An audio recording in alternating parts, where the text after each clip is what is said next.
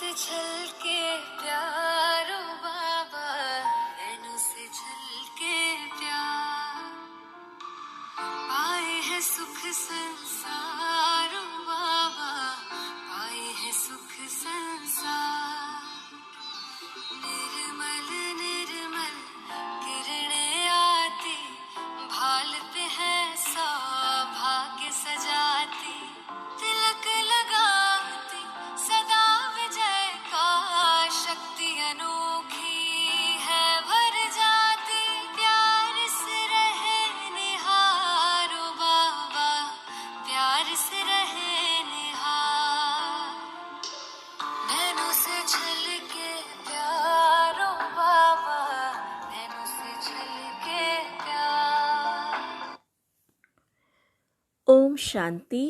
आज 1 मार्च 2021 की साकार महावाक्य है। बाप दादा कहते हैं, मीठे बच्चे, तुम्हें आपस में बहुत बहुत रूहानी स्नेह से रहना है। कभी भी मतभेद में नहीं आना है। प्रश्न है, हर एक ब्राह्मण बच्चे अपने दिल से कौन सी बात पूछनी चाहिए? उत्तर है, अपने दिल से पूछो। पहला, मैं ईश्वर की दिल पर चढ़ा हुआ हूँ। दूसरा, मेरे में दैवी गुणों की धारणा कहाँ तक है। तीसरा, मैं ब्राह्मण ईश्वरीय सर्विस में बाधा तो नहीं डालता। चौथा, सदा खीरखंड रहता हूँ, हमारी आपस में एक मत है। पांचवा, मैं सदा श्रीमत का पालन करता हूँ। गीत है भोलेनाथ से निराला। ओम शांति। तुम बच्चे हो ईश्वरीय संप्रदाय। आगे थे आसुरी संप्रदाय। आसुरी संप्रदाय को यह पता नहीं है कि भोलानाथ किसको कहा जाता है।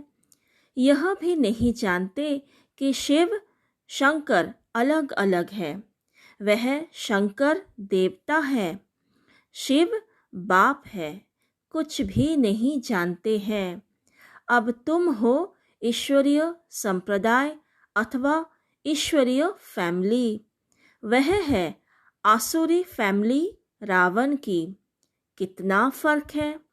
अभी तुम ईश्वरीय फैमिली में ईश्वर द्वारा सीख रहे हो कि एक दो में रूहानी प्यार कैसा होना चाहिए।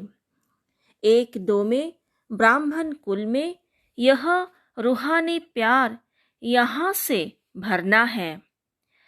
जिनका पूरा प्यार नहीं होगा तो पूरा पद भी नहीं पाएंगे।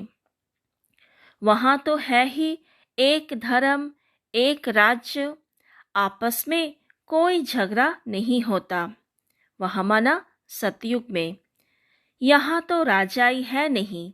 ब्राह्मणों में भी देह अभिमान होने कारण मतभेद में आ जाते हैं। ऐसे मतभेद में आने वाले सजाएं खाकर फिर पास होंगे। अर्थात मतभेद में आना भी देह अभिमान है और ये भी विघ्न डालते हैं, तो इसके लिए भी सजा खानी पड़ेगी क्योंकि ये विक्रम है। तो बाबा कहते हैं फिर वहाँ एक धर्म में रहते हैं तो वहाँ शांति रहती है। अब उस तरफ है आसुरी संप्रदाय व आसुरी फैमिली टाइप। यहाँ है ईश्वरीय फैमिली टाइप। भविष्य के लिए दैवी गुण धारण कर रहे हैं। बाप सर्वगुण संपन्न बनाते हैं। सब तो नहीं बनते हैं। जो श्रीमत पर चलते हैं वही विजय माला का दाना बनते हैं। जो नहीं बनेंगे वह प्रजा में आ जाते हैं। वहाँ तो डेटी गवर्नमेंट है। 100% प्योरिटी, पीस, प्रॉस्पेरिटी रहती है। इस ब्राह्मण कुल में अभी दैवी गुण धारण करने हैं। कोई तो अच्छे रीति दैवी गुण धारण करते दूसरों को कराते रहते हैं। ईश्वरीय कुल का आपस में रूहानी स्नेह भी तब होगा जब देही अभिमानी होंगे। इसलिए पुरुषार्थ करते रहते हैं। अंत में भी सबकी अवस्था एक रस एक जैसी तो नहीं हो सकती है। फिर सजाए खाकर पद भ्रष्ट हो जाएंगे, कम पद पा लेंगे। ब्राह्मणों में भी अगर कोई आपस में खीरखंड होकर नहीं रहते हैं, आपस में लून पानी हो रहते हैं, दैवी गुण धारण नहीं करते हैं, तो ऊंच पद कैसे पा सकेंगे? लून पानी माना आपस में लड़ाई झगड़ा मतभेद, बड़ों की बात ना मानना, अभिमान में अहंकार में आना, फिर उदास होना, दुख में रहना, ये सारी बातें ये सभी देह अभिमान है। तो हमें इससे मुक्त होना है। लून पानी होने के कारण कहाँ ईश्वरीय सर्विस में भी बाधा डालते रहते हैं, जिसका नतीजा क्या होता है वह इतना ऊंच पद नहीं पा सकते। एक तरफ पुरुषार्थ करते हैं खीरखंड होने का, दूसरी तरफ माया लून पानी बना देती है, जिस कारण सर्विस बदले डिसर्विस करते हैं। बाप बैठ समझाते हैं, तुम हो ईश्वरीय फैमिली, ईश्वर के साथ रहते भी हो। कोई साथ रहते हैं, कोई दूसरे दूसरे गांव में रहते हैं, परंतु हो तो इकट्ठे ना। बाप भी भारत में आते हैं, मनुष्य यह नहीं जानते शिव बाबा कब आते हैं, क्या आकर करते हैं। तुमको बाप द्वारा अभी परिचय मिला है। रचता और रचना के आदि मध्य अंत को अब तुम जानते हो। दुनिया को पता नहीं कि यह चक्र कैसे फिरता है, अभी कौन सा समय है, बिल्कुल घोर अंधियारे में है। तुम बच्चों को रचता बाप ने आकर सारा समाचार सुनाया है, साथ साथ समझाते हैं कि हे सालिग्रामों, मुझे याद करो। यह शिव बाबा कहते हैं अपने बच्चों को, तुम पावन बनने चाहते हो ना, पुकारते आए हो। अभी मैं आया हूँ। शिव बाबा आते ही है भारत में, भारत को फिर से शिवालय बनाने। रावण ने वैश्यालय बनाया है। खुद ही गाते हैं कि हम पतित विशेष हैं। भारत सतयुग में संपूर्ण निर्विकारी था। निर्विकारी देवताओं को विकारी मनुष्य पूजते हैं, फिर निर्विकारी ही विकारी बनते हैं। यह किसको पता नहीं है। पूज्य तो निर्विकारी थे, फिर पुजारी विकारी बने हैं, तब तो बुलाते हैं, हे पतित पावन आओ, आकर निर्विकारी बनाओ। बाप कहते हैं, यह अंतिम जन्म तुम पवित्र बनो। मामे कम याद करो तो तुम्हारे पाप कट जाएंगे और तुम तमो प्रधान से सतो प्रधान देवता बन जाएंगे। फिर चंद्रवंशी क्षत्रिय फैमिली टाइप में आ जाएंगे। इस समय हो ईश्वरीय फैमिली टाइप, फिर दैवी फैमिली में 21 जन्म रहेंगे। इस ईश्वरीय फैमिली में तुम अंतिम जन्म पास करते हो। इसमें तुमको पुरुषार्थ कर फिर सर्वगुण संपन्न बनना है। तुम पूज्य थे, बरोबर राज्य करते थे, फिर पुजारी बने हो। यह समझाना पड़े ना, भगवान है बाप, हम उनके बच्चे हैं तो फैमिली हुई ना। गाते भी हैं, तुम मात पिता हम बालक तेरे, तो फैमिली ठहरे ना। अब बाप से सुख घनेरे मिलते हैं। बाप कहते हैं, तुम हमारी फैमिली बेशक हो, परंतु ड्रामा प्लान अनुसार रावण राज्य में आने के बाद फिर तुम दुख में आते हो तो पुकारते हो। इस समय तुम एक्यूरेट फैमिली हो। फिर तुमको भविष्य 21 जन्म लिए वर्षा देता हूँ। यह वर्षा फिर दैवी फैमिली में 21 जन्म कायम रहेगा। दैवी फैमिली सतयुग त्रेता तक चलती है। फिर रावण राज्य होने से भूल जाते हैं कि हम दैवी फैमिली के हैं। वाम मार्ग में जाने से आसुरी फैमिली हो जाती है। अर्थात द्वापर युग से हम जो देवताएं थे, पूज्य देवी देवताएं, वो वाम मार्ग में जाते हैं तो फिर वो आसुरी फैमिली के बन जाते हैं। 63 जन्म सीढ़ी गिरते आए हो। यह सारी नॉलेज तुम्हारी बुद्धि में है, किसको भी तुम समझा सकते हो। असल तुम देवी देवता धर्म के हो। सतयुग के आगे था कलियुग। संगम पर तुमको मनुष्य से देवता बनाया जाता है। बीच में है यह संगम। तुमको ब्राह्मण धर्म से फिर दैवी धर्म में ले आते हैं। समझाया जाता है लक्ष्मी नारायण ने यह राज्य कैसे लिया। उनसे पहले आसुरी राज्य था, फिर दैवी राज्य कब और कैसे हुआ।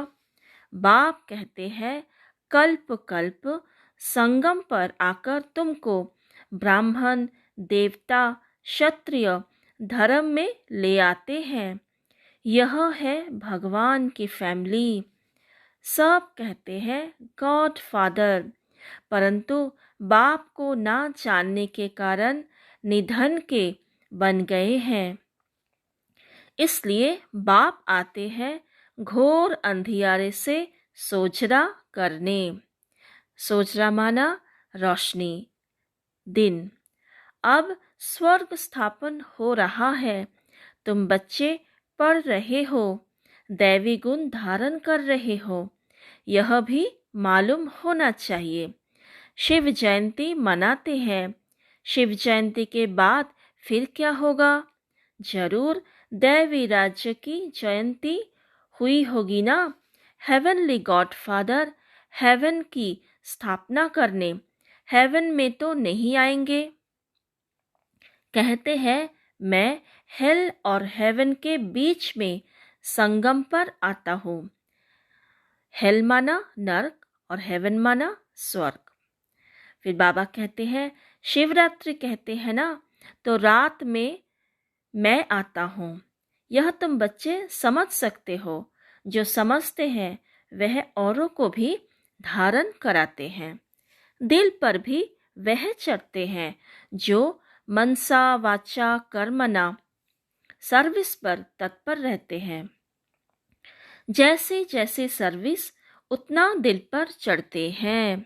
ये बहुत इम्पोर्टेंट लाइन है कि हमें तीनों प्रकार की सेवा करके परमात्मा के दिल पर चढ़ना है। तो बाबा कहते कोई ऑल राउंड वर्क्स होते हैं, सब काम सीखना चाहिए। खाना पकाना, रोटी पकाना, बर्तन मांजना, यह भी सर्विस है ना। बाप की याद है फर्स्ट। उनकी याद से ही विक्रम विनाश होते हैं।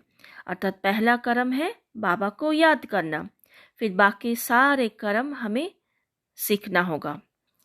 यहाँ का वर्षा मिला हुआ है, वहाँ सर्वगुण संपन्न रहते हैं। यथा राजा रानी तथा प्रजा, दुख की बात नहीं होती। इस समय सब नरकवासी है, सबकी उतरती कला है, फिर अभी चढ़ती कला होगी। बाप सबको दुख से छुड़ाए सुख में ले जाते हैं, इसलिए बाप को लिबरेटर कहा जाता है। यहाँ तुमको नशा रहता है, हम बाप से वर्षा ले रहे हैं, लायक बन रहे हैं। लायक तो उनको कहेंगे जो औरों को राजाई पद पाने लायक बनाते हैं। यह भी बाबा ने समझाया है। पढ़ने वाले तो बहुत आएंगे, ऐसे नहीं कि सब 84 जन्म लेंगे। जो थोड़ा पढ़ेंगे वह देरी से आएंगे तो जन्म भी कम होंगे ना। कोई 80, कोई 82, कौन जल्दी आते, कौन पीछे आते, सारा मदार पढ़ाई पर है। साधारण प्रजा पीछे आएगी, उन्हों के 84 जन्म हो न सके। पीछे आते रहते हैं। जो बिल्कुल लास्ट में होगा वह त्रेता अंत में आकर जन्म लेगा। फिर वाम मार्ग में जाते हैं, उतरना शुरू हो जाता है। भारतवासियों ने कैसे 84 जन्म लिए हैं, उनकी यह सीढ़ी है। यह गोला है ड्रामा के रूप में। जो पावन थे वही अब पतित बने हैं, फिर पावन देवता बनते हैं। बाप जब आते हैं तो सबका कल्याण होता है, इसलिए इसको ऑस्पिशियस युग कहा जाता है, अर्थात कल्याणकारी युग। बलिहारी बाप की है जो सबका कल्याण करते हैं। सतयुग में सबका कल्याण था, कोई दुख नहीं था। यह तो समझाना पड़े कि हम ईश्वरीय फैमिली टाइप के हैं। ईश्वर सबका बाप है। यहाँ ही तुम मात पिता गाते हो, वहाँ तो सिर्फ फादर कहा जाता है। यहाँ तुम बच्चों को माँ बाप मिलते हैं। यहाँ तुम बच्चों को अडॉप्ट किया जाता है।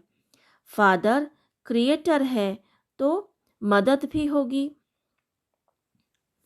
नहीं तो क्रिश्चियन कैसे होगी, नहीं तो क्रिएशन कैसे होगी। हेवनली गॉड फादर कैसे हेवन स्थापन करते हैं, यह न भारतवासी जानते न विलायत वाले ही जानते हैं। अभी तुम जानते हो नई दुनिया की स्थापना और पुरानी दुनिया का विनाश तो जरूर संगम पर ही होगा। अभी तुम संगम पर हो। अभी बाप समझाते हैं मामे कम याद करो, आत्मा को याद करना है, परम पिता परमात्मा को। आत्माएं और परमात्मा अलग रहे बहुकाल।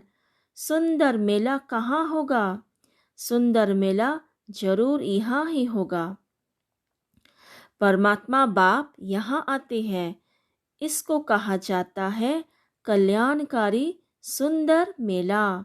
अर्थात संगम युग पर परमात्मा के साथ आत्माओं का मिलन होता है और इसी को कहा जाता है सुंदर मेला।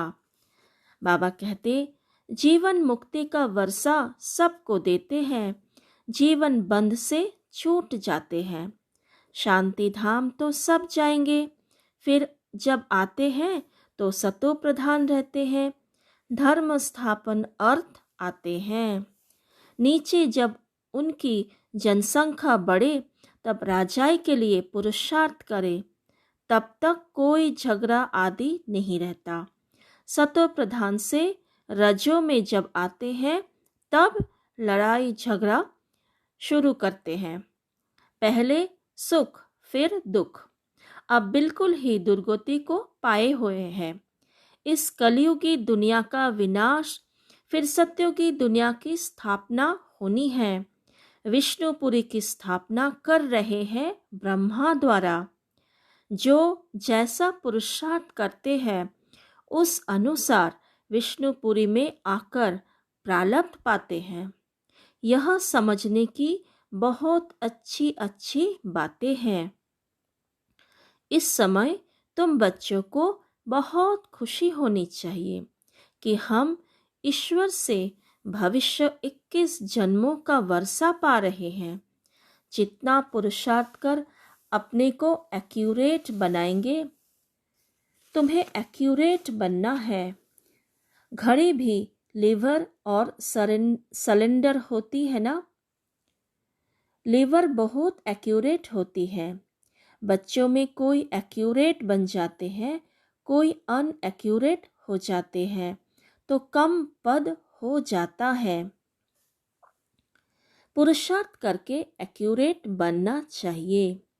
अभी सब एक्यूरेट नहीं चलते, अर्थात हम जितना श्रीमत पर एक्यूरेट चलेंगे, बाबा को बहुत प्यार से याद करते रहेंगे, उतना हम एक्यूरेट बनते जाएंगे। तदबीर कराने वाला तो एक ही बाप है। तकदीर बनाने के पुरुषार्थ में कमी है, इसलिए पद कम पाते हैं। श्रीमत पर ना चलने के कारण, आसुरी गुण ना छोड़ने कारण, योग में ना रहने कारण यह सब होता है। तो क्यों हम एक्यूरेट नहीं बन पाते? एक तो श्रीमत पर ना चलना, दूसरा आसुरी गुण नहीं छोड़ना, तीसरा योग में ना रहना। ये 3 बातें हमें बहुत ध्यान से करना है, तभी हम एक्यूरेट बनेंगे। योग में नहीं है तो फिर जैसे पंडित, योग कम है इसलिए शिव बाबा तरफ लव नहीं रहता, धारणा भी कम होती है, वह खुशी नहीं रहती, शक्ल ही जैसे मुर्दो मिसल रहती है। तुम्हारे फीचर्स तो सदैव हर्षित रहने चाहिए, जैसे देवताओं के होते हैं। बाप तुमको कितना वर्षा देते हैं। कोई गरीब का बच्चा साहूकार के पास जाए तो उनको कितना खुशी होगी। तुम बहुत गरीब थे, अब बाप ने अडॉप्ट किया है तो खुशी होनी चाहिए। हम ईश्वरीय संप्रदाय के बने हैं, परंतु तकदीर में नहीं है तो क्या किया जा सकता है। पद भ्रष्ट हो जाता है, पटरानी बनते नहीं। बाप आते ही हैं पटरानी बनाने। तुम बच्चे किसको भी समझा सकते हो कि ब्रह्मा विष्णु शंकर तीनों हैं शिव के बच्चे।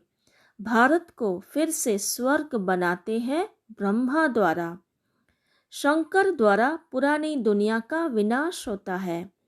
भारत में ही बाकी थोड़े बच्चे हैं, बाकी थोड़े बचते हैं, अर्थात जब विनाश हो जाता है तो भारत में कुछ आत्माएं बच जाती हैं। प्रलय तो होती नहीं, परंतु बहुत खल्लास हो जाते हैं, तो जैसे कि प्रलय हो जाती है, रात दिन का फर्क पड़ जाता है। वह सब मुक्ति धाम में चले जाएंगे। यह पतित पावन बाप का ही काम है। बाप कहते हैं देही अभिमानी बनो, नहीं तो पुराने संबंधी याद पड़ते रहते हैं। छोरा भी है फिर भी बुद्धि जाती रहती है, नष्ट मोह है नहीं। इसको व्यभिचारी याद कहा जाता है। अर्थात जितना हम देही अभिमानी, अर्थात अपने आप को आत्मा समझकर पूरे दिन भर में कर्म करेंगे, तो उतना हम नष्ट मोह, सारे पुराने संबंध से, पुरानी देह की दुनिया से हम मोह, हमारी जो मोह है वो नष्ट होते जाएंगे।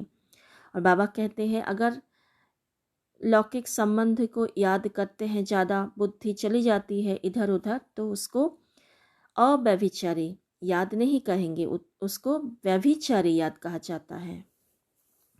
एक परम पिता परमात्मा को ही हमें याद करना है।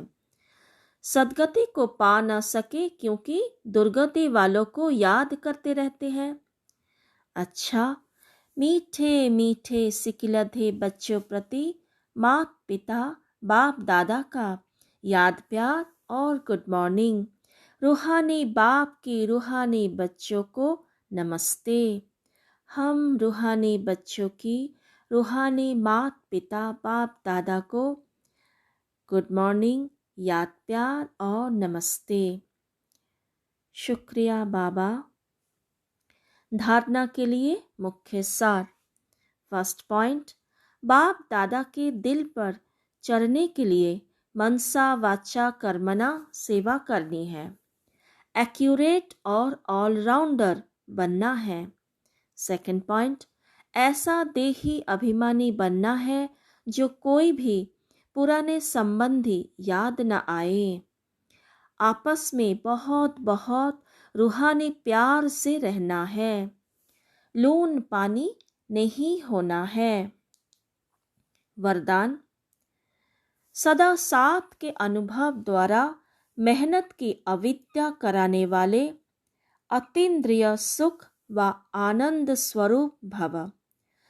सदा साथ के अनुभव द्वारा मेहनत की अविद्या करने वाले अतीन्द्रिय सुख व आनंद स्वरूप भव।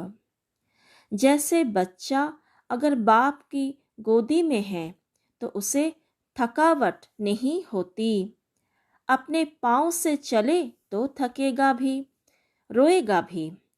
यहाँ भी आप बच्चे बाप की गोदी में बैठे हुए चल रहे हो। जरा भी मेहनत व मुश्किल का अनुभव नहीं। संगम युग पर जो ऐसे सदा साथ रहने वाली आत्माएं हैं, उनके लिए मेहनत अविद्या मात्रम होती है। पुरुषार्थ भी एक नेचुरल कर्म हो जाता है। इसलिए सदा अतीन्द्रिय सुख व आनंद स्वरूप स्वतः बन जाते हैं। स्लोगन है, रूहे गुलाब बन अपनी रूहानी वृत्ति से वायुमंडल में रूहानियत की खुशबू फैलाओ। रूहे गुलाब बन अपनी रूहानी वृत्ति से वायुमंडल में रूहानियत की खुशबू फैलाओ। ओम शांति। आज के मुरली में मुख्य स्वमान। पहला, मैं आत्मा रूहानी स्नेही हूँ। मैं आत्मा रूहानी स्नेही हूँ। दूसरा, मैं श्रीमत पर चलने वाली आत्मा हूँ। मैं श्रीमत पर चलने वाली आत्मा हूँ। तीसरा, मैं आत्मा ईश्वरीय संप्रदाय अथवा ईश्वरीय फैमिली की हूँ। मैं आत्मा ईश्वरीय संप्रदाय अथवा ईश्वरीय फैमिली की हूँ। चौथा, मैं दैवी गुण धारण करने वाली आत्मा हूँ। मैं दैवी गुण धारण करने वाली आत्मा हूँ। पांचवा, मैं आत्मा देही अभिमानी हूँ। मैं आत्मा देही अभिमानी हूँ। छठा, मैं आत्मा एक्यूरेट और ऑलराउंडर बन रही हूँ। मैं आत्मा एक्यूरेट और ऑलराउंडर बन रही हूँ। सातवां, मैं आत्मा मनसा वाचा कर्मणा सेवा कर बाप दादा के दिल पर चढ़ती हूँ।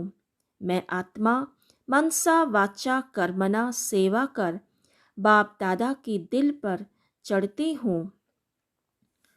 आठवां, मैं आत्मा मेहनत मुक्त हूँ। मैं आत्मा मेहनत मुक्त हूँ। नाइन्थ, मैं आत्मा अतीन्द्रिय सुख की अनुभवी हूँ। मैं आत्मा अतीन्द्रिय सुख की अनुभवी हूँ। 10th स्वमान, मैं आत्मा आनंद स्वरूप हूँ। मैं आत्मा आनंद स्वरूप हूँ। 11, मैं रूहानी गुलाब वायुमंडल में रूहानियत की खुशबू फैलाती हूँ। मैं रूहानी गुलाब वायुमंडल में रूहानियत की खुशबू फैलाती हूँ। ओम शांति। बाप दादा को कुछ समय बड़े प्यार से याद करते हैं।